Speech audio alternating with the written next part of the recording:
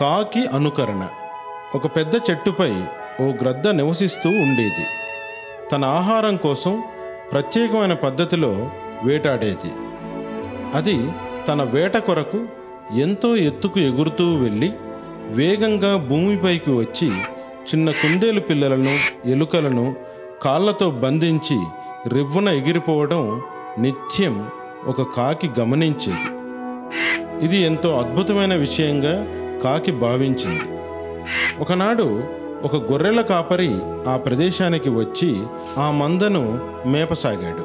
మందలోని ఒక చిన్న గొర్రెపిల్ల తన వేటకు అనువైందని తలిచిన గ్రద్ద ఆకాశం నుండి రివ్వున కిందకు వచ్చి గొర్రెపిల్లను కాళ్ళతో బంధించి ఆకాశంలోకి ఎగిరిపోయింది. ఎప్పటి మాదిరిగానే కాకి గ్రద్ద యొక్క వేటను గమనించింది.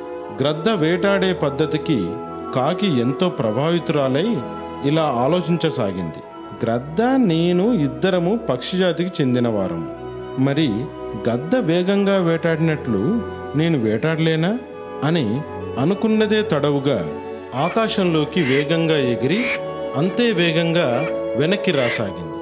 కానీ గ్రద్దకున్నటువంటి నియంత్రణ దానికి లేకపోవడం వల్ల నేరుగా నేలను ఢీకొని తల పగిలి చనిపోయింది.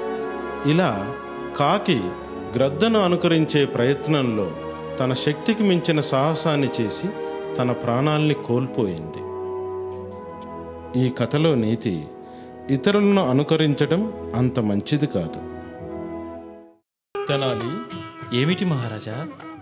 సాధువులు, బ్రాహ్మణులు వేదాంగాల్లో గొప్ప పండితులు కదా. అవును మహారాజా, మీరు చెప్పింది నిజమే.